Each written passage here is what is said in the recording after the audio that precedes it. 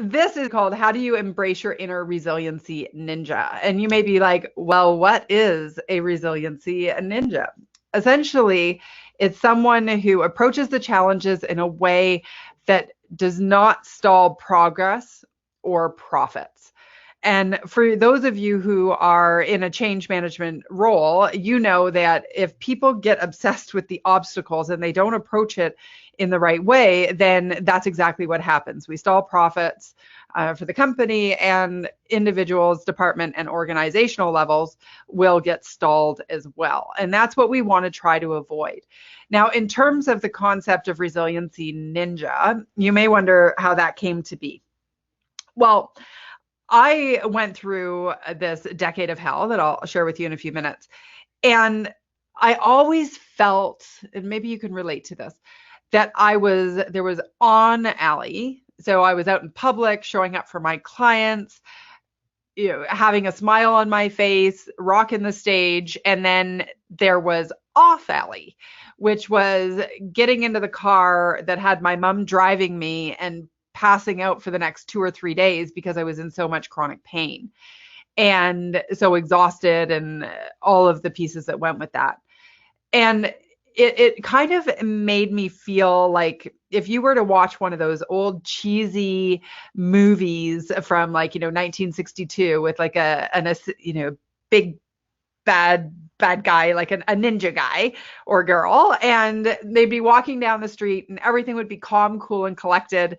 And then all of a sudden, out of nowhere, there are these assailants who would come out from the alleyway, and the ninja would be like, I got them, and like pull all these tools, maybe like a star or a sword, and all these things would just magically appear, all these tools that they had, and then the ninja would deal with the issues and the assailants, and then would come back out on the street and be like, I got this.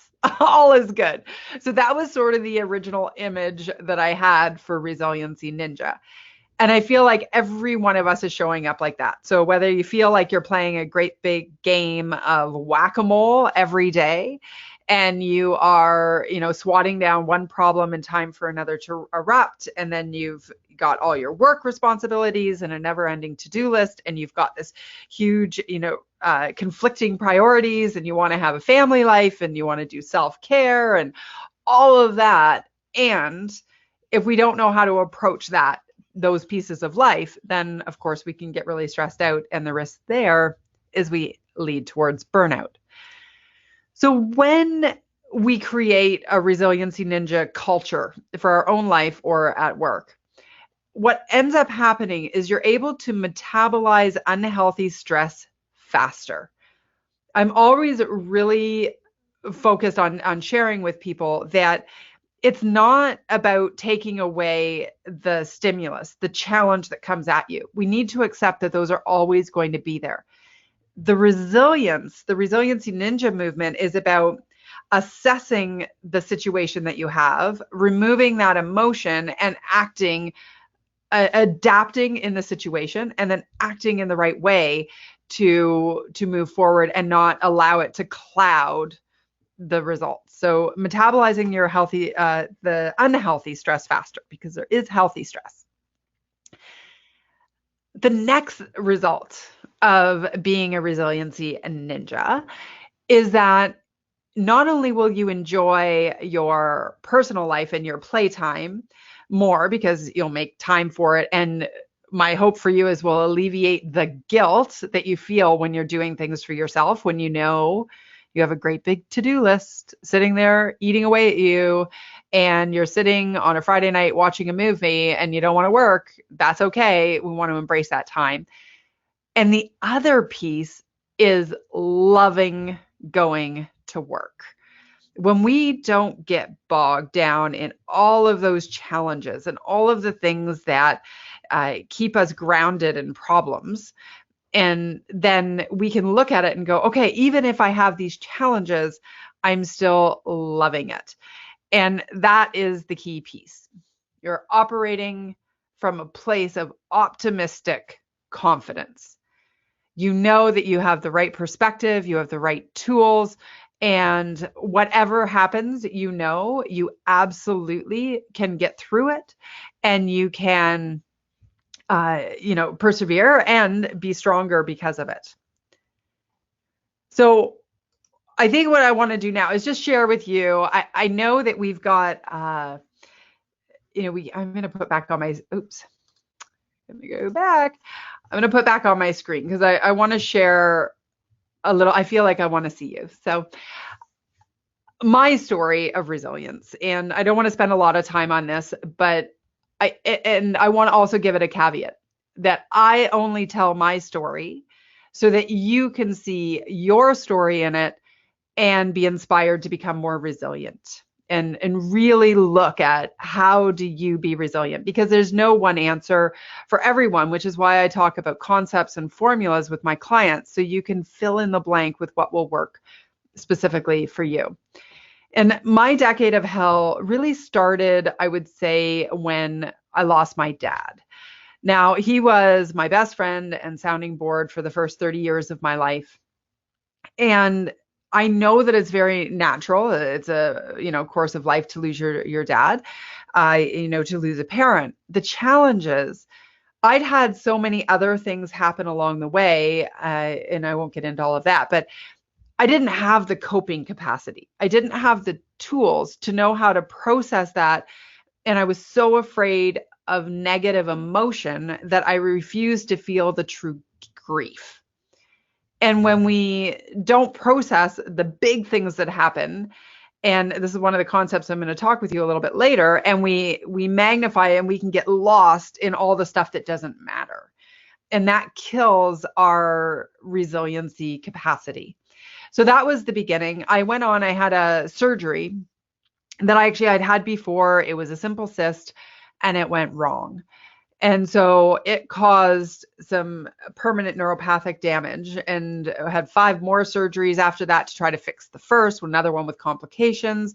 And then over the course of a while, I had 8 major injuries. So if you were around me, you had to watch out because there was a time when I was accident prone, and, I broken things and whatnot. It doesn't matter. And then 6 people who I loved, who were really important in my life, died very close together. Now, if you've ever gone through a time, and I can smile now because I've processed it and I've come out the other side. When I was in it, my doctor, one in particular, I always remember and tell the story of that morning. He told me that I needed to go on disability, that I had to reevaluate the expectations for my life. And I think that there comes a point where an external source, sometimes when we get too much on our plate, will tell you to quit. And I said, screw defeat.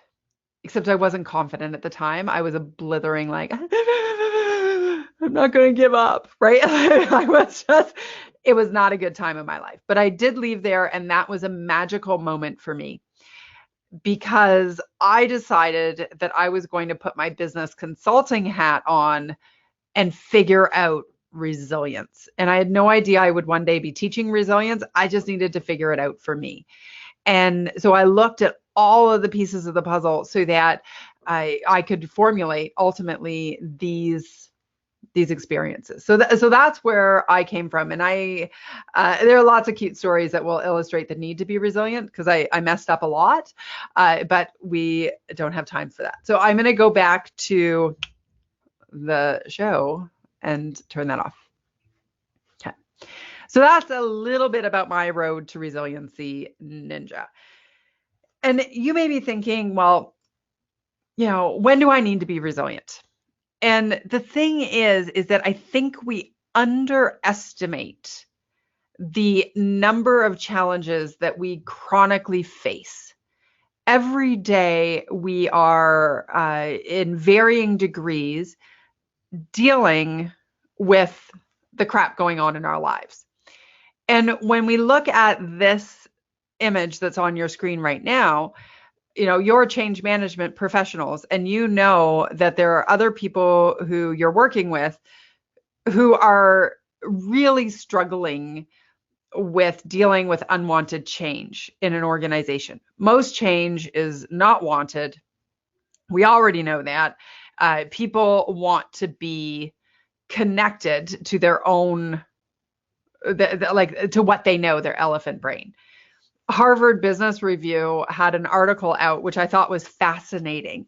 It said that on the stress level, difficult coworkers is actually a bigger influence than global disasters. And I interpret that because it's chronic. Like if you go to work and there's a big issue that happens, and a week later everything is back to normal, then that's fine. But if you go into work and there's somebody who's a bully or has hormonal issues, right before we started, I put out a post on Instagram called PMS and Business. You're not crazy. Because we don't talk about it, but I almost think that needs to be a conversation in corporate America, because hormones influence our difficult coworkers sometimes. But all of this adds up. And here's what I want to do with you right now. I am going to ask you, I'm going to pause just for 30 seconds of silence. And I want you on your desk to grab a piece of paper that's plain. And I want you to write down some of the key challenges that you are currently facing.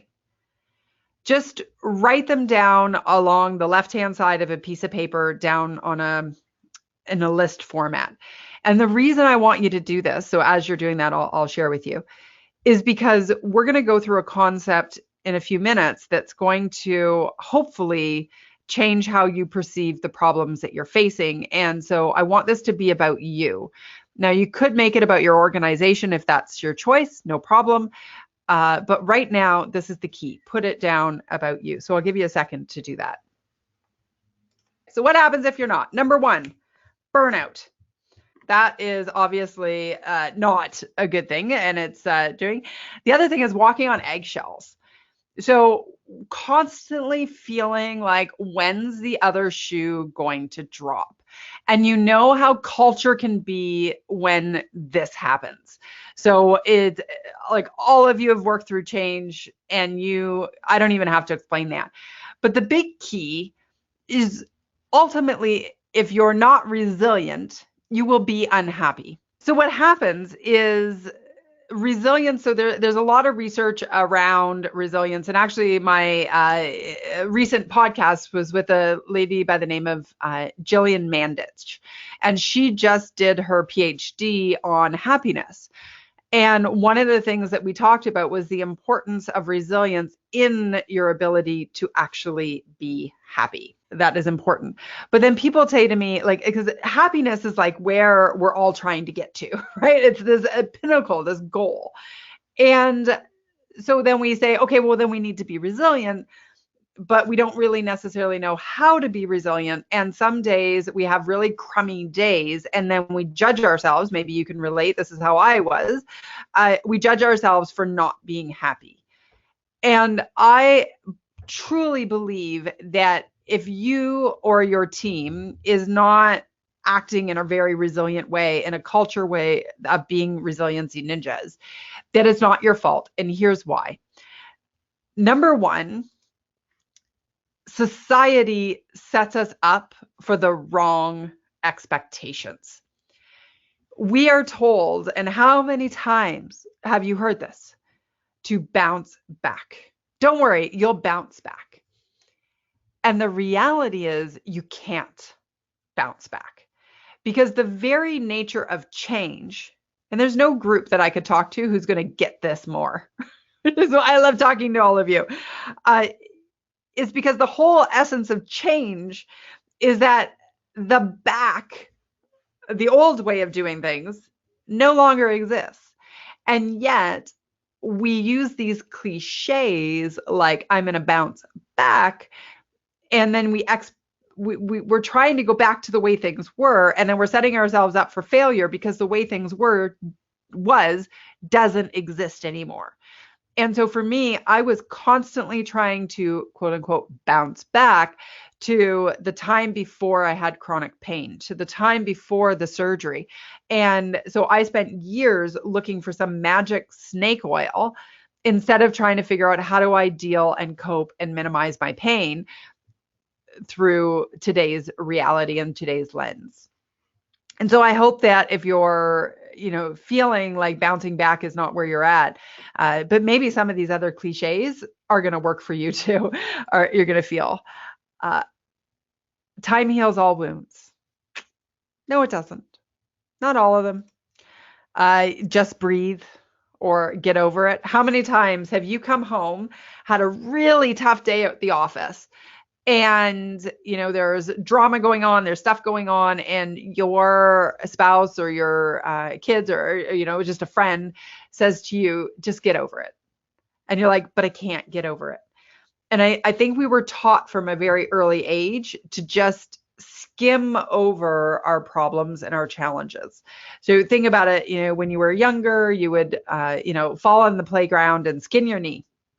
And your mommy would come over and kiss it better. And, oh, it's just a little boo-boo. And, oh, there, I've kissed it better. It's all gone. It's all fine. And you're like looking at your mom and you're going, you're telling me it's fine, but really, it hurts. It still hurts. But I guess I'm not allowed to say it hurts because you're telling me it's going away and we're going to go have ice cream and it's fine. So we're not taught early in society on how to actually build our capacity for resilience. No problems, only solutions. And you know what? Sometimes there are problems. And then the other one, which used to be my personal favorite, is you just got to power through. Power through, keep going. Well, that's not always how it works. So let's do this. By the way, which of those cliches are you guilty of using or buying into? Or telling somebody else to do? I have a friend of mine who always says, oh, you just got to breathe. And I'm like, what parts of my still functioning makes you think that I'm not breathing? All right. So let's dive in to what I like to call the resiliency ninja set point. Your set point, you have a natural way that you or your team will respond to challenges. And if we can identify how you fall on this scale just intuitively, then we can figure out exactly what you need to move the dial and become more in control and more of that resiliency ninja, where challenges do not influence your profits or your progress. So here are all the challenges that are coming in. And by the way, just to pause, we've got a lot of people on the call here. What I'm thinking is, if you have questions, if you have comments or anything you want to say as we're going through this, please put them up. I love interaction and wish I could see you directly. But anyway, I hope you're getting a lot out of this and getting a lot of notes. So let's keep going. So here we are. We've got challenges. Everybody has challenges. And we've got this dial of potential ways that we might respond to those challenges. And the first way is what I call victim. Okay. Now, see if you can recognize somebody like this in your professional network. A victim says things like, when I win the lottery, I will do this. They will say things like, I can't believe this happened to me. They tend to complain more than they do.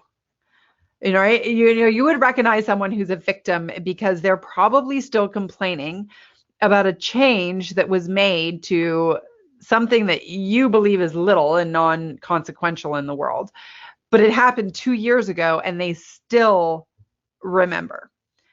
Generally, victims are very past focused. and they are very closely identified with their challenges. So the drama in their life becomes their persona. They're generally looking for an outside source to solve their problems. When the new boss comes in, when, we get bought out by a new company, when that person over there in that cubicle leaves, I will become happy. All right, so can everybody sort of think of somebody in their realm who might fit that victim mentality? Something to consider. Okay, next. We have what I call the numbers. The numbers, the people who numb out. And in full disclosure, I will share with you that this is my natural set point.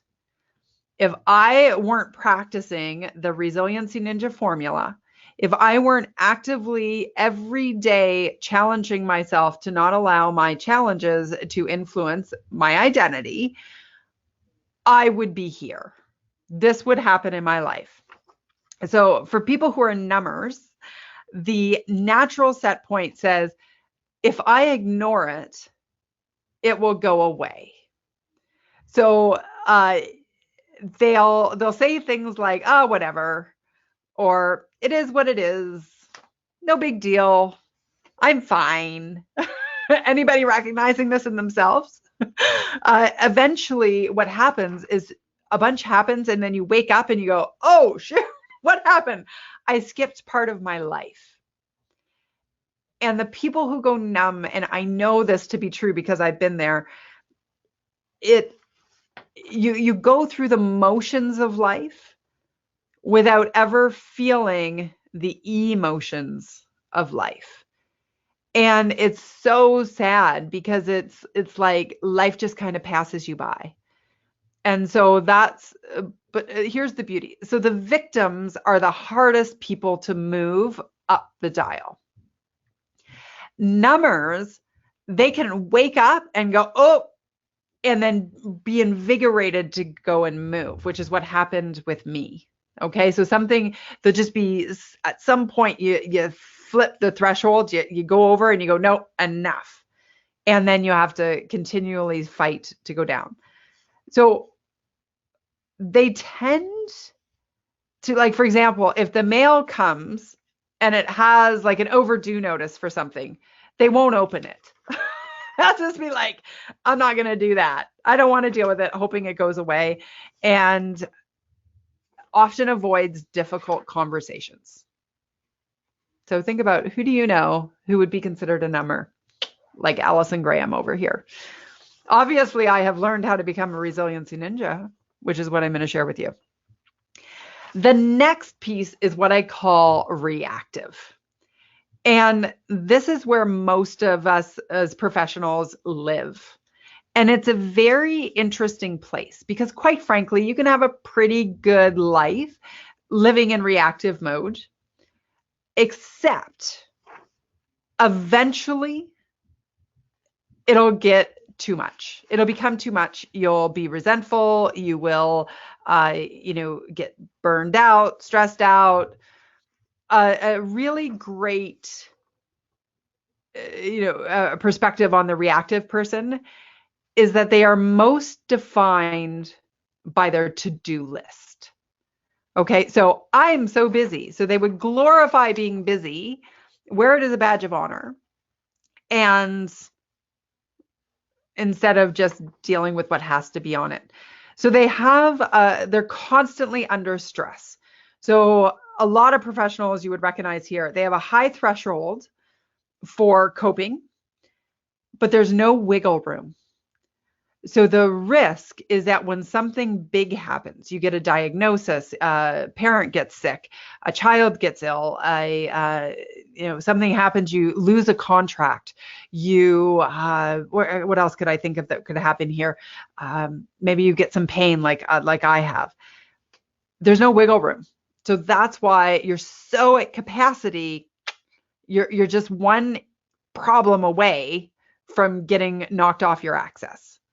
So that's a challenge. So there are kind of two people in this camp. There are the people pleasers, the ones who say yes to everything and can't say no. Anybody? Anybody? Hands up. If they can't say anything, or they can't say no to anyone, but they'll resent doing it.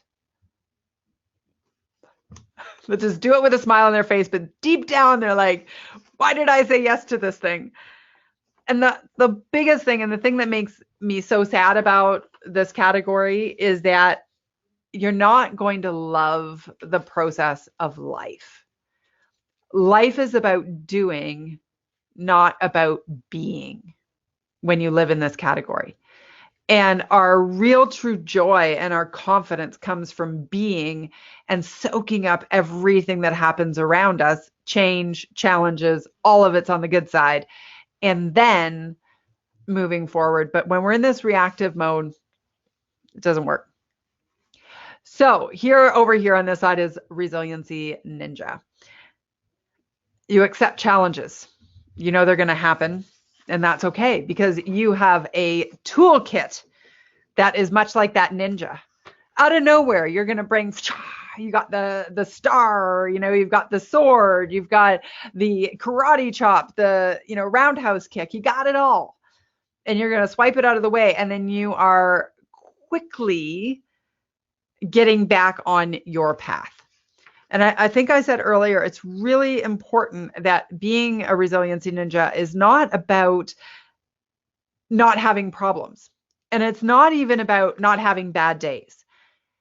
And it's not about not reacting in a really ticked off way. So I had a little situation that came, and, it was in hindsight very silly, but I interpreted it as like somebody was like assaulting me, or like not respecting my boundaries and stuff. So my initial reaction was like, hey, what's going on with this? And my reset reaction, so because I've trained myself so often to go, no, wait, what's really going on here? What's this challenge? Let's look at it in a very, objective way. I was able to quickly come back and go, okay, let's deal with this. Is this really what you intended? Is this what you meant? So that is a key. And of course, the resiliency ninja does not allow challenges to stall your progress or your profits. All right. So this is the resilience dial. Where do you fit? What do you need to do to get to the other side? By the way, questions, totally welcome. Until there are questions, I'm going to keep talking until we get to the time at the end. So if you have anything you want to ask, please put it in, say hello. Looking at this, I am here to serve. So here becomes the resiliency ninja formula. And I'm just going to share this with you without all the concepts around it, because we don't have time. So here's what we're going to do. I have a podcast every week that once a week I interview someone. If anybody knows somebody who's gone through a lot and has still, is very successful and has a outer persona, but wants to share the backside story of what's going on in the back and tools, please let me know, because I'm always looking for great guests. And then on Fridays, what I do is I share Facha Fridays. So Facha.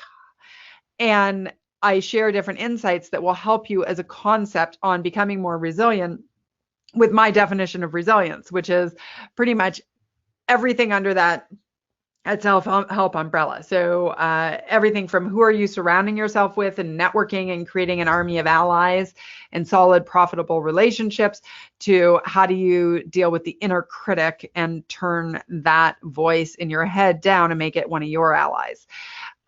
So if you are in front of your computer and you send me an email right now at allison@r-ninja.com, I will give you links so that you can get all of that information and listen in your own time really easily. Just push play for free, and I think you'll love that. And then you can use those tools with your clients and in your change management practice. So Allison, ALLISON, @r-ninja.com.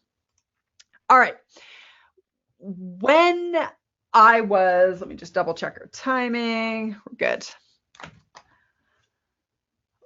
When the doctor had told me, go on disability, reevaluate your expectations for your life, I really had to do a reset. Okay. And obviously that was like a bit of a come to Jesus moment for me to say, I got to figure this out. And when I started keynoting, my main business, by the way, is twofold. It's keynoting at conferences, and I absolutely love that, and then coaching people as well. But when I started my very first keynote on resilience, I went back and I did what they call a stress test online. And you have, I'm sure, heard of these things where here are all these things that could be going wrong in your life, and here's a numerical value applied to that for you. So I did that thinking back to the worst time in the decade of hell. And my score was 734. Now you're wondering, okay, what does that mean? Well, the legend said, if you have a score anything over 330, seek professional help immediately. So it was not a good time. But here's the challenge with that. What I don't like about it is that we are so quick to put all of our challenges into the bucket of stress. Everything's so stressful. And I actually don't believe that's accurate. I think that when we look at everything as stress and we bucket it that way, then we are doing ourselves a disservice, and we're not allowing for an assessment of what tool do I need in this moment with this challenge. And so that's why I have created this continuum of challenges. And I want you to look at your original list and figure out what is each of these things. So we have stress, we have obstacles, and we have adversity. So here's the key. So stress, let's look at these synonyms here. Pressure, tension, worry, anxiety, hassle, demand, strain. So when we think about that resilience set point, that reactive piece is all about stress, worry, tension, strain. Like, life is supposed to flow. It's supposed to be easy. We're allowed to, have fun doing this thing called life. And we're so caught up in this stress. But here's the thing you may not like about this answer. I believe, and my clients have confirmed it when they realize this as well, that stress is self-induced. It is an internal expectation to do too much with too little time, with too few resources. You're not saying no, you're not setting boundaries, and you're expecting too much of yourself. One of the reasons my clients end up approaching me is often because they feel very overwhelmed. They've got a big vision. They know they want to achieve X, and they're so bogged down in daily busy that they're completely overwhelmed and stressed out. And the thing is, one of the biggest things that I've noticed is that everybody has this very long to-do list. And if we were standing in an audience right now, I would ask all of you, I would say, who is busy? And I guarantee you every person in that room is going to put up their hands. Not a defining factor, by the way. We're all busy. But it's our approach to busy that influences our ability to be resilient the most. And I believe it's an expectation that to-do list is one day going to end. And what people need to realize is that the list never ends. It never stops. When we clear something off, something else goes on it. And so when we go, that's okay, that's just the way it is, we can adjust our expectations and stop feeling so overwhelmed with our to-dos that have to happen. Okay? Well, something to think of. Obstacles. Barrier, hurdle, block, snag, deterrent, disadvantage, hindrance, complication. Those are things that can be internal or external, but when we look at them, we can deal with them very objectively. And we can decide that we're going to get over them. We're going to get through them. We're going to blow them up. We're going to get them out of our way. But we're not going to sit and like hug them and go like, oh my goodness, look at this obstacle. I'm going to, become your best friend and I'm going to ruminate with you for the next 3 years of my life. Oh, hoping that this becomes my identity, which is what a lot of people do. So this whole removing emotions and the obstacles is like, oh my God, these can become your playground.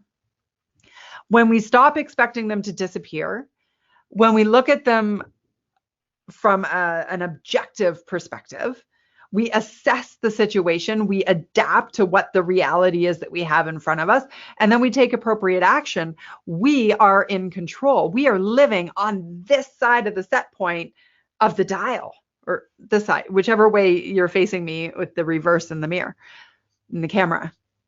That is awesome. It's so powerful when you recognize the difference. I get so excited about this. I wish I could see your faces. Hope you're laughing. And people outside my window are probably going, she's laughing at herself again. That's what she does. Anyway, all right. Now let's get serious. Adversity is very different. We look at these words: misfortune, hardship, disaster, suffering, misery, trauma, crisis, catastrophe, burden. These are an external force that will forever change your reality.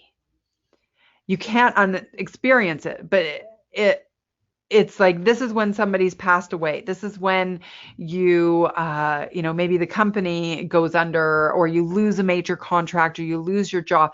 Like, they're just all these big things. And when you don't have the capacity and the tools to be resilient, and then something external comes in and we have absolutely no control over it, that's when I want you. I'm going to show you that in a second, but this is so critical. Now, I'll just very quickly imagine it, and I'll share this with you as if we were walking on a path. So we're walking along. Stress would be the equivalent of deciding to go for a run and going, oh my God, look at me, I'm going for a run. Oh my goodness, is that the ground? Oh, look at the rock. Oh my God, there's a rock. Just, I'm going for a run. Everybody, I'm going for a run. Oh my God, I got to tell people I'm going for a run. What time am I going to be back? Whatever it is, it's all the noise around the fact that you're going for a walk, and all of it can be quieted, whatever it is. And the thing here is that, because there are other people who are just walking. They're like going through the exact same path, and they just walk. And then there's stress out people who are going, oh my God, I'm going for a walk. See the difference? Obstacles. We're on this path. You're going for a walk, and all of a sudden there's a tree in front of you, or a rock, or something that is in the way of the path. Now, you don't look at it and go, oh my gosh, there is a log. I need to turn around and go home. Now, you look at it and you go, there's a log. Am I going to jump over it? Am I going to walk around it? And am I going to pick it up and move it out of the way? Am I going to, grab the dynamite out of my backpack or something and blow it up and make it no longer existent? Am I going to pretend it's not there and just not even give it any thinking? We don't hug the log. We don't sit on the log. We don't hang out there. And this is how I want people to look at obstacles, is it's like they're just things on the path. But here's the key.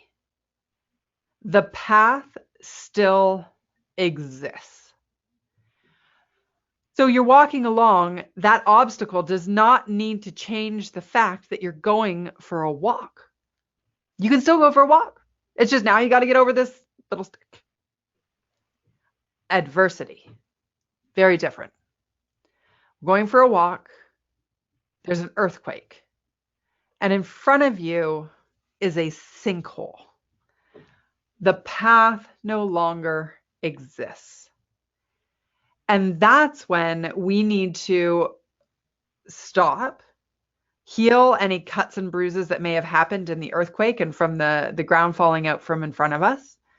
And we need to figure out, where can I go now? Because where I was heading is no longer available. When my dad died and the other people in my life died as well, I had to, but specifically with my dad, I constantly, like, the initial grief reaction, of course, is you want your dad back. And what I realized is that when an adversity like that happens, you have to redefine your life on a new path without dad. And that can be very difficult, but that's what adversity is. So now here's how this plays out. Stress, obstacles, adversity. In society, we exaggerate stress and we minimize adversity. So you go and you say to somebody, like, how is it going? And you're like, oh my gosh, I'm so busy, right? It's like it's a badge of honor. And actually, when you email me at allison@r-ninja.com, I will send you an article that says how saying busy is hurting your personal brand and your client and employee relationships. So if you email me that, I will pop you back that, as well as that happiness podcast. Okay. So stress, obstacles, adversity. But now let's say you're coming back from losing a parent or going through a divorce, and people say to you, how are you? And your reaction is going to be, I'm fine. And that is the problem. So here we go. So we've got coping capacity. We have a finite amount. Now, some people are that they're very high threshold. They're easily able to adapt, and there's like a natural thing. It's like a neuropeptide Y that basically says, oh, you know what? That's gone. I'm going to go over here. Very good adapters. They have a higher capacity for challenges, but it doesn't matter because every person's challenges, you only have so much coping capacity. So what we do when we focus all our energy on stress, if you're looking at this screen, is we use up all that finite resource of coping capacity as getting caught up in our stress, getting caught up in the drama, in the internal messenger of bullshit, that creates stories and creates a worry path and goes over and over and over things that happened, wishing for the way things used to be. All of that takes up our capacity. And then when obstacles happen or adversity happens, we have very little to deal with. And what I want people to do, and what I'm encouraging you to do, is to flip this on its axis. There's positive stress, good stress, healthy stress, deadlines, challenges, all of that is like great. We want to keep that because that drives us and motivates us, and it can be very, very healthy. What we want to do is put the majority of our effort and our coping capacity into obstacles in a way that is non-emotional. Okay. And then that way, when it's required, we have the capacity for adversity. So do you see how you could have a much happier life and have a much stronger ability to move forward, create progress and profits if you were out of that stress bucket and more into the obstacles and adversity, and put your efforts there. So with stress, asking yourself, what aspects of my perspective, attitude, or expectations need to change? Are you not saying yes or no? All of that is within your control. I truly believe that because I've seen people being freaked out by everything that's on their plate, putting in some of these resiliency ninja strategies that I share in my book and with, workshops and exercises that embedded into a culture and, on my podcast that I'm going to share with you. That is doable. Like if I can leave you with anything, it's like, you don't have to be stressed out. Obstacles. What do I need to do to get around this, over it, move it out of the way, keep going? Adversity. How do I best serve my healing? People will say to me, I don't even know what I need to do to feel re-energized, to reset. They don't know because they're so caught up in just going through the motions and reacting to everything that's happening in their life that they haven't even taken the time to figure out that if I go and do this, I'm going to feel refreshed. And, everything that contributes to that is, something that is a bigger journey that with an hour together, we don't have time to cover. So I feel like I've, given you these three concepts. So the set point, your resiliency ninja set point. So remember at the very beginning, what we did was I asked you to write down your challenges. I want you to look at your list and say when we're done here, and you can email me and let me know what was your primary one, and say, are these challenges stress, obstacles, adversity? That's the first thing. Then go through and look at those questions and say, okay, what do I need to do? The power when we get everything into obstacles is that we can create workarounds, figuring out what are we going to do with them. And sometimes you need a coach or a colleague or a friend to get out of that space and get some creative ideas and juices flowing on how you're going to deal with those obstacles. And then because here's the thing, stress undealt with will cause additional obstacles. Okay, obstacles, too many of them will eventually cause adversity, and that's where we burn out. Adversity creates new obstacles in your life because you've got, maybe somebody's no longer in your life, maybe you have pain, maybe whatever the case may be, or you got to find a new job. So adversity creates obstacles that when we don't deal with them objectively, adapt and act, then we end up creating stress. So I just keep that continuum. It's a ever flowing back and forth thing. And Mary, if there are questions, you let me know. We don't have any questions. I guess people are just listening because I know. Well, let me say this, Allison. So you are getting a lot of kudos here. More, I would just say compliments than questions. Allie, oh my you're God, great. I love it. This is awesome. So I just want you to know these are powerful, life-changing. Just want you to know these are the kind of comments you're getting. It's actually, you're doing such a great job in articulation. I'm not seeing a lot of questions. It's all about you're making a difference, Allison, and it is impactful in the comments that I'm reading here. Agree. Awesome. Can we hear this again? Yes, this is a recorded session. You will. Amen. How can we support someone who's going through an adverse situation? Just came in from Doug. So probably, yeah. So we will hit that. We are just about at the top of the hour, Allison. And so, Doug, I would encourage him probably to just send an email text over to Allison at r-ninja.com.